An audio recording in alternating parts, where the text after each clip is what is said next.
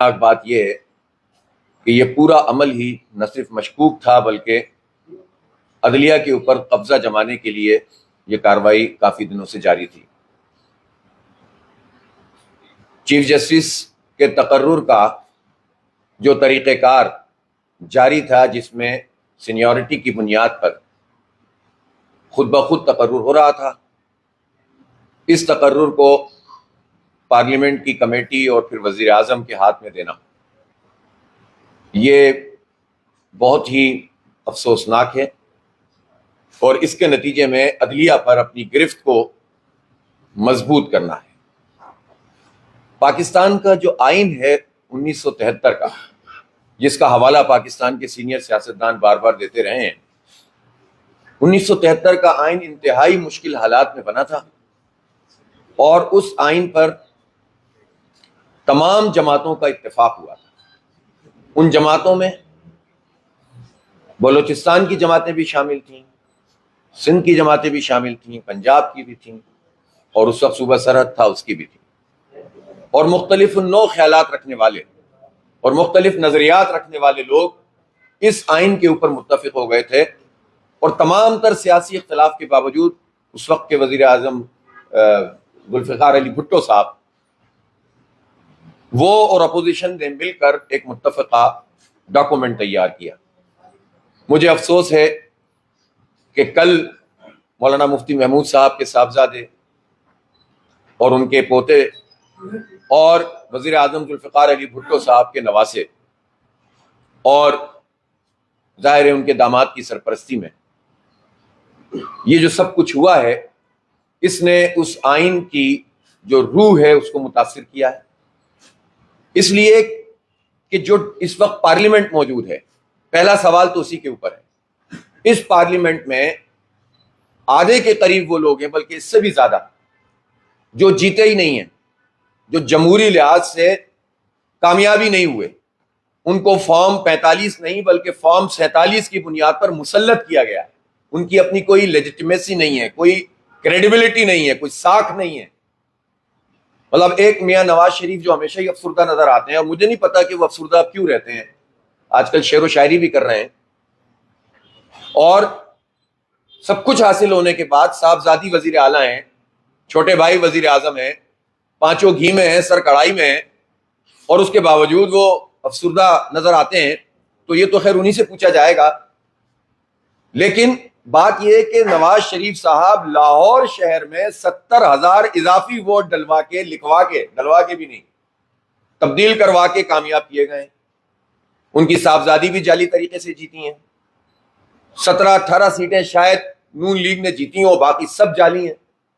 22 سیٹیں M Q M کی جو اس عمل میں شریک ہوئی ہیں، ان میں سے وہ ایک پولنگ اسٹیشن 5,500 میں سے کراچی کے نہیں جیتے ایم کیو ایم والے، اور 22,000 پولنگ بوتھ میں سے ایک بھی ایم کیو ایم نہیں جیتی، ایک بھی۔ ذمہ داری سے کہہ رہا ہوں، جو فارم 45 موجود ہے دیکھ لیں جا کے، وہ 22 سیٹیں بھی شامل ہو گئیں۔ اور کل عملاً پی ڈی ایم 3 ایکٹیو تھی، یعنی پہلا کام پی ڈی ایم نے پاکستان کے حوالے سے یہ کیا کہ جس کو آئینی طریقہ تو کہا کہ ہم نے رجیم چینج کی، لیکن اس آئینی طریقے میں تو سندھ ہاؤس آباد ہوا تھا نا، انسانوں کی قیمتیں لگی تھیں، خرید و فروخت ہوئی تھی، دباؤ ڈالے گئے تھے۔ اس کو یہ جمہوری اور آئینی طریقہ کہتے ہیں۔ تو اس جعلی طریقے سے جس پی ڈی ایم نے پاکستان کی جمہوریت پہ شبخون مارا تھا، وہی پی ڈی ایم کل عدالت پہ شبخون مار رہی تھی۔ اب میرے لیے یہ سوال ضرور ہے کہ اس وقت پی ڈی ایم کا سربراہ کون ہے؟ البتہ اس پی ڈی ایم نے جو کچھ اس وقت کیا، جب سے پاکستان کے آپ حالات دیکھ لیں، پھر جب انتخابات کی تاریخ طے ہوئی تو اس کو ڈیلے کرانے میں ان لوگوں نے کردار ادا کیا، اور اب جو ہے وہ انہوں نے کل سینٹ سے اور قومی اسمبلی سے اور یہ دلیل دینا کہ ہم حمایت نہ کرتے تو نمبر تو ان کے پورے تھے۔ یہ کتنی شرمناک بات ہے۔ اگر ان کے نمبر پورے تھے تو پوری قوم کے سامنے آتا نا۔ اس کوئلے کی کان میں کالا ہونے کی ضرورت کیا ہوتی ہے کہ چونکہ ان کے نمبر پورے تھے تو ہم نے کہا کہ نہیں، نمبر پورے نہ کیجیے آپ، ہم آپ کو نمبر دے دیتے ہیں، تو فرق کیا بنا؟ اب جو اس کے نتیجے میں ہوا ہے وہ یہ ہے کہ وہ عدلیہ کہ جس میں ایک طریقہ کار کے مطابق چیف جسٹس کا تقرر ہونا تھا، اب وہ اختیار پارلیمانی کمیٹی اور پھر وزیر اعظم کے پاس ہے. اور اس میں بھی ابہام ہے کہ پارلیمانی کمیٹی اگر کوئی سفارش کرے گی تو کیا بعینی وہی سفارش وزیر اعظم کو آگے بھیجنی ہے یا نہیں؟ اور اگر کوئی وزیر اعظم اس کو ایکسرسائز کر لے کہ اس کمیٹی کی سفارش کے برخلاف کوئی فیصلہ کرے تو کہاں چیلنج ہوگا؟ ترمیم میں تو مجھے کہیں نظر نہیں آیا. بہرحال یہ تو قانونی مسئلہ ہے. اصل مسئلہ یہ ہے کہ یہ جو پوری ترمیم کا چکر چل رہا تھا، ہم بار بار یہ بات اپوزیشن سے کہہ رہے تھے، خاص طور پر پی ٹی آئی سے، کہ اس کا حصہ نہ بنے مذاکرات کا، اس میں انگیج نہ ہو. انہوں نے اچھا کیا کہ آخر میں مکمل طور پر بائیکاٹ کیا ہے، لیکن یہ باتیں تو سب پتہ تھی پہلے سے. یہ جو انگیج کیا ہے اور آئے ہیں اور گئے ہیں، اس سب کے نتیجے میں کنفیوز ہوئی صورتحال، اور حکومت نے اس پورے عمل کے نتیجے میں معاملات کو آگے بڑھایا. اگر آپ آئسولیٹ کر دیتے مکمل پہلے دن سے تو پبلک پریشر اور بہت زیادہ بن سکتا تھا. اور ابھی بھی ہم نے دیکھا کہ چند لوگوں نے تو ووٹ ڈالا ہے نا، اور حکومت اتنی کانفیڈنٹ تھی کہ ہمارے پاس تو مزید بھی نمبر موجود ہیں. تو یہ بہرحال تمام جماعتوں کے لیے سوالیہ نشان بھی ہے کہ ہر موقع کے پر جو ہے یہ کیسے کچھ پارلیمنٹ کے ممبر یا تو بک جاتے ہیں یا دباؤ کا شکار ہو جاتے ہیں. اور یہ بھی ایک عجیب بات ہے کہ بکنا اور دباؤ کا شکار ہونے میں کتنا فرق ہوتا ہے. اور یہ کہہ کر تو جان نہیں چھڑا سکتی پولیٹیکل پارٹیز کہ ہمارے لوگ بک جاتے ہیں یا ہمارے لوگ جو ہے وہ فلور کراسنگ کر لیتے ہیں یا دباؤ کا شکار ہو جاتے ہیں. جو دباؤ کا شکار نہیں ہو رہے وہ بھی تو اسی پارٹی کے لوگ ہوتے ہیں، جو نہیں بکتے وہ بھی تو اسی پارٹی کے لوگ ہوتے ہیں. تو ان میں کیا خوبی ہوتی ہے اور دوسروں میں کیا خرابی ہوتی ہے؟ لہٰذا تو پورے پولیٹیکل پارٹیز کے اپنی پروسیس کا بھی مسئلہ ہے کہ وہ پارٹیاں چل کیسے رہی ہیں. بہرحال پی ٹی آئی نے اگر اس پورے عمل کا بائیکاٹ کیا ہے تو یہ اچھا کیا ہے، لیکن یہ بہت اچھا ہوتا کہ اگر وہ اس پورے پروسیس کا حصہ نہ بنتے اور اس کے نتیجے میں یہ حکومت کو اس طرح سے اپنے آپ کو پیش کرنے کا موقع نہیں ملتا. یعنی جس پر شرم آنی چاہیے اس کو فخر کے طور پر بیان کیا جائے. جو تھا ناخوب بتدریج وہی خوب ہوا، کہ غلامی میں بدل جاتا ہے قوموں کا ضمیر. جب آپ اس طرح بار بار جمہوریت میں شبخون مارتے ہیں اور اس پورے سسٹم کو ریکگنائز کرتے ہیں، قبول کرتے ہیں، اور پھر اس کے بعد آپ کہتے ہیں کہ صاحب ہم یہ کر لیا، ہم نے تو بہت اچھا ہو گیا، اگر یہ نہ کرتے تو اس سے زیادہ خراب ہو جاتا. تو اس سے آپ سوچ سکتے ہیں کہ یہ کون لوگ کہہ رہے ہیں. یہ وہ لوگ کہہ رہے ہیں کہ جنہیں عوام کی رائے کے ذریعے سے موقع ملنا چاہیے تھا، لیکن ان میں سے تو اکثریت وہ ہے ہی نہیں. لہٰذا یہ بہت افسوسناک بات ہے. ہم اس پر قانونی مشاورت کر رہے ہیں کہ سپریم کورٹ آف پاکستان جو اس وقت کی موجود ہے، اس میں ہم کس طرح جا سکتے ہیں. اس پہ ظاہر ہے کہ یہ بہت قانونی طور پر پیچیدہ معاملہ بھی ہے کہ اس کو کیسے چیلنج کیا جا سکتا ہے. جماعت اسلامی اس بات کو سمجھتی ہے کہ یہ مسئلہ کسی پارٹی کا نہیں ہے، کسی ممبر اسمبلی کا نہیں ہے، یہ ملک اور قوم کا معاملہ ہے، یہ عدالت کا معاملہ ہے. ہمیں معلوم ہے کہ عدالت میں ویسے بھی کون سا لوگوں کو پورا انصاف مل رہا ہے، لیکن آپ مزید اگر قبضہ کر لیں گے تو مزید جو ہے وہ انصاف کو یرغمال بنا لیں گے. اور یہ کام کیا ہے حکومت نے.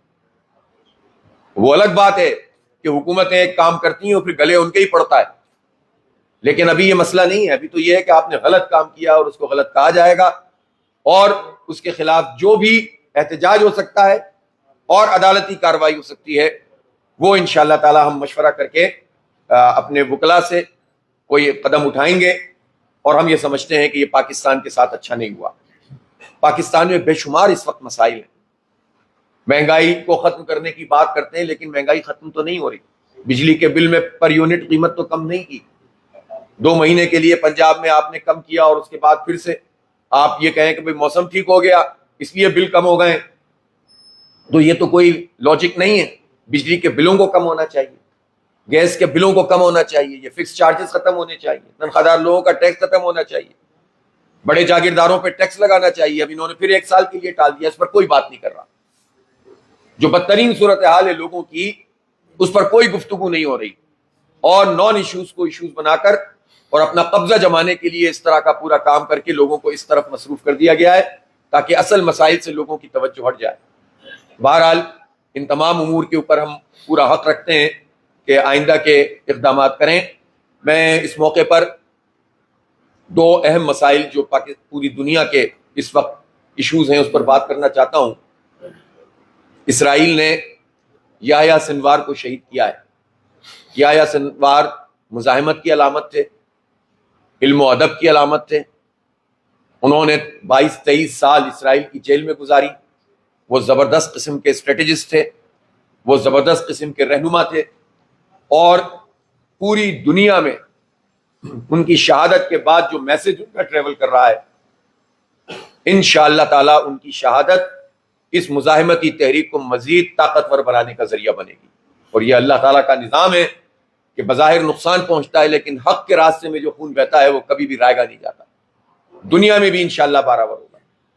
اور جو جدوجہد غزہ کے لوگ اور فلسطین کے لوگ کر رہے ہیں، وہ جدوجہد پوری امت کی طرف سے ایک فرض کفایہ ہے، اور یہ سوالیہ نشان ہے امت کے حکمرانوں کے لیے، فوجوں کے لیے، ان کی میزائل ٹیکنالوجی کے لیے، ان کے نیوکلیئر بمبس کے لیے، اور تمام جو بھی وسائل حاصل ہیں اس وقت مسلمان ممالک کو۔ دنیا کے 70-80% جو معدنیات ہیں وہ مسلم ممالک میں ہیں۔ بڑی بڑی گزرگاہیں مسلمانوں کے پاس ہیں۔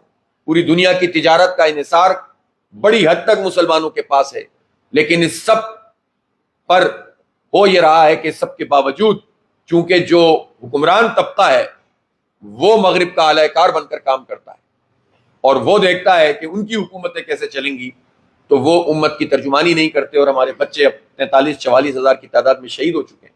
کل بھی بمباری کی ہے فلسطین میں، غزہ میں کیمپوں پہ، اور 77 لوگ شہید ہوئے ہیں۔ آپ تصور کریں کہ ان حالات میں وہ بچے زندگی گزار رہے ہیں، لیکن ہم سلام پیش کرتے ہیں ان فلسطینیوں کو کہ جو پوری طرح سے اپنی قیادت کے ساتھ کھڑے ہوئے ہیں۔ قیادت ان کے ساتھ کھڑی ہوئی ہے۔ نیتن یاہو کے سارے دعوے باطل ثابت ہوئے، جس میں وہ کہہ رہا تھا کہ یحییٰ سنوار کسی سرنگ میں چھپا ہوا ہے۔ وہ سامنے آ کر مقابلہ کرنے والا نوجوان، یعنی وہ 69 سال کا آدمی تھا، لیکن وہ جوانوں سے زیادہ طاقتور تھا۔ اس کا جذبہ، اس نے پوری دنیا کے حریت پسندوں کو آزادی کا ایک سبق دیا ہے، اور یہ خون رائے گا نہیں جائے گا۔ 27 اکتوبر کو وہ دن ہے کہ جب بھارت نے کشمیر میں اپنی فوجوں کو اتارا تھا 1947 میں، اور یہ یوم سیاہ کے طور پر منایا جاتا ہے۔ اس کو یوم سیاہ کے طور پر منایا جائے گا۔ اور کشمیر کا تعلق پاکستان کے ساتھ قائد اعظم رحمۃ اللہ علیہ کے مطابق جسم اور شہرک کا ہے، اس کی شہرک کا۔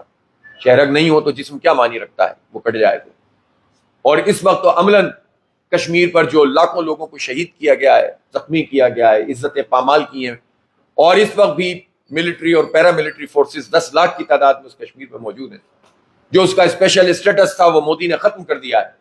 اس پر بات کرنے کے بجائے نواز شریف صاحب اور مریم بی بی تجارت کی، مذاکرات کی، اور محبت اور دوستی کی باتیں کر رہے ہیں، جو افسوسناک ہے۔ کشمیریوں کے خون کی کوئی بات نہیں کر رہا، کشمیریوں کی قربانی کی کوئی بات نہیں کر رہا، کشمیریوں کا جو اسپیشل اسٹیٹس ختم کیا مودی نے اس پر بات نہیں کر رہے، اور بیتاب ہے مودی سے ملنے کے لیے نواز شریف۔ یہ کیا ایجنڈا ہے ان کا؟ اور یہ جب آتے ہیں، جب یہ حرکتیں کرتے ہیں، تو یہ تو کوئی طریقہ نہیں ہے کہ آپ کشمیر کو ایک طرف رکھ کر بات چیت کرنے کی بات کرتے ہیں۔ آپ افغانستان کے ساتھ بات چیت کرنے میں اتنے انٹرسٹڈ کیوں نہیں ہیں کہ جس کے ساتھ بات چیت ہو جائے تو بہت سارے مسائل ویسے ہی حل ہو جائیں گے؟ تو برادر اسلامی ملک ہے، اس پہ بات چیت کرنے میں تو انٹرسٹڈ نہیں ہوتے لوگ۔ لیکن وہ کشمیر کے جس کے اوپر کوئی کمپرومائز نہیں ہونا چاہیے، اس سے بہتاب نظر آتے ہیں۔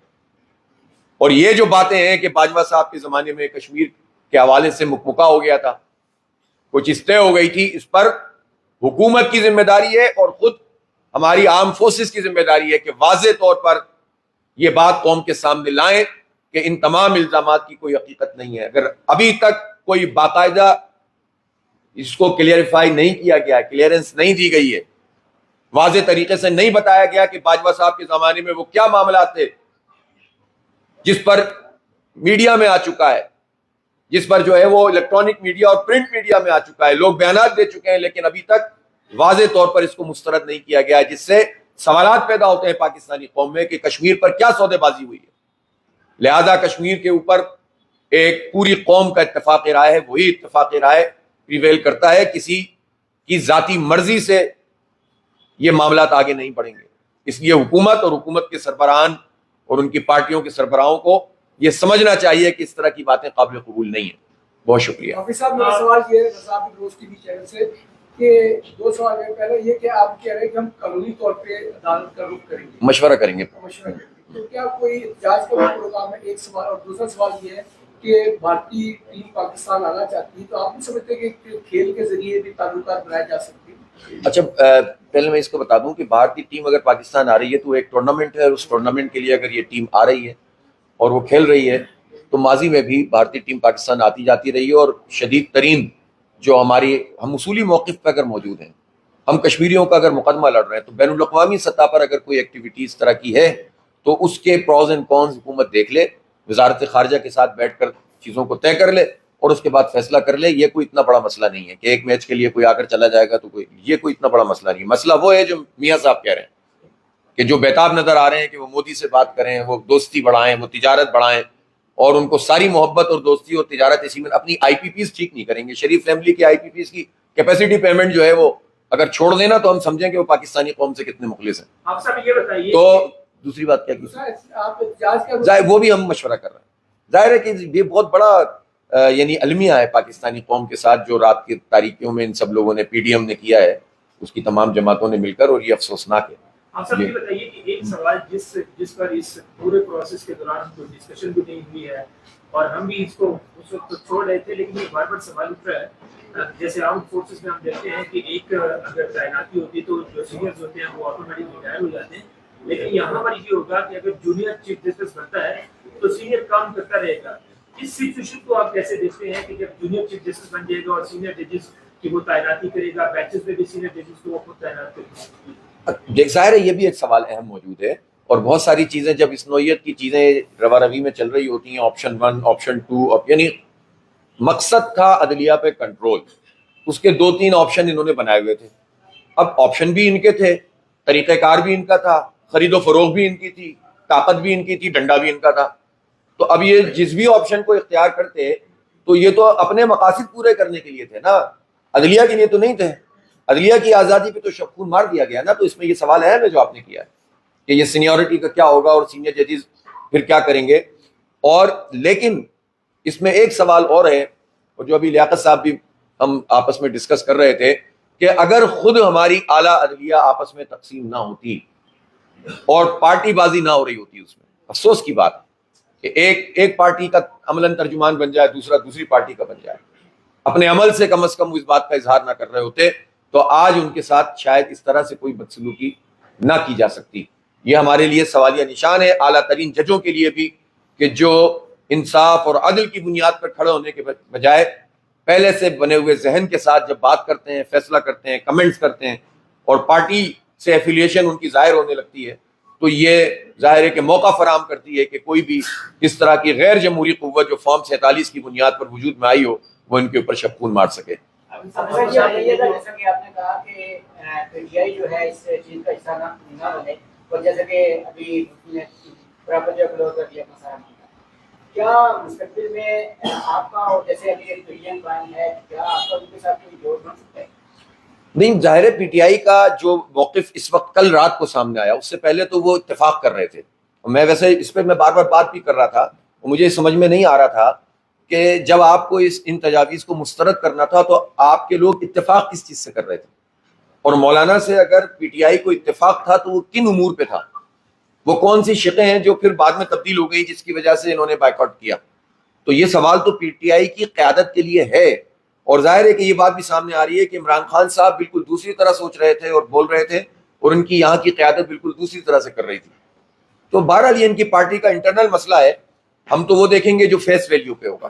اب فیس ویلیو پہ انہوں نے آخر میں جا کر, یعنی جب تک یہ انگیج تھے تو ہمارا سوال تھا, اور ہم یہ کہہ رہے تھے کہ ان کو انگیج ہونا ہی نہیں چاہیے, ہم تو مولانا سے بھی یہی کہہ رہے تھے, لیکن مولانا تو اب حکومت کا حصہ بنے ہوئے ہیں, اور حکومت کے ساتھ مل کر انہوں نے کیا, اور عملاً پی ڈی ایم کے کی سربراہی کا مجھے نہیں پتا اس وقت آفیشیل کس کی ہے, لیکن پی ڈی ایم کا حصہ ہے وہ, اور حکومت کے ساتھ ہیں. لیکن پی ٹی آئی اگر الگ تھی تو اس کو انگیج نہیں ہونا چاہیے تھا, اور اس کو جو ہے وہ پہلے دن سے یہی موقف رکھنا چاہیے تھا, اس سے بات بہت کلیئر ہوتی, اور اس طرح سے پی ڈی ایم پیش رفت نہ کر پاتی. اچھا سر, ایک سوال یہ ہے جی جی مشوانی سر.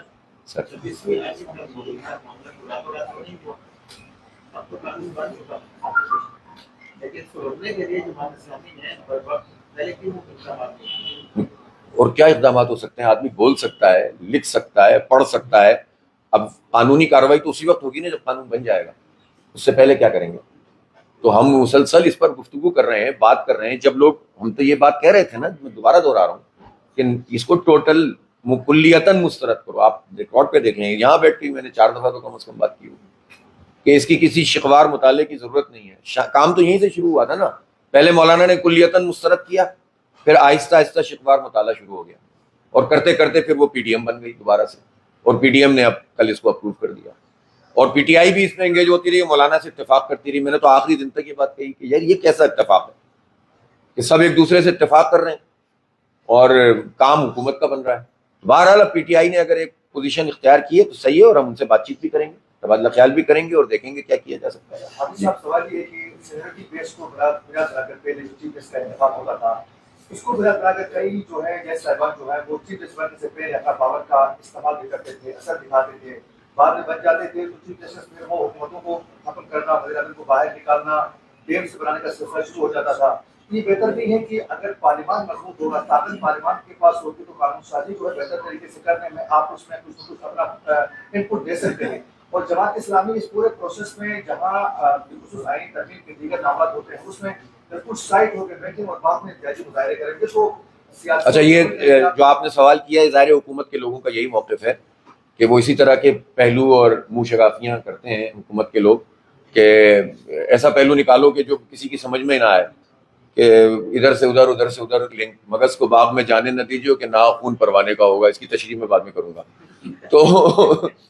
تو اس طرح کی چیزیں تو حکومت کے موقف میں ہوتی ہیں، لیکن ہم اس کو مکمل مسترد کرتے ہیں.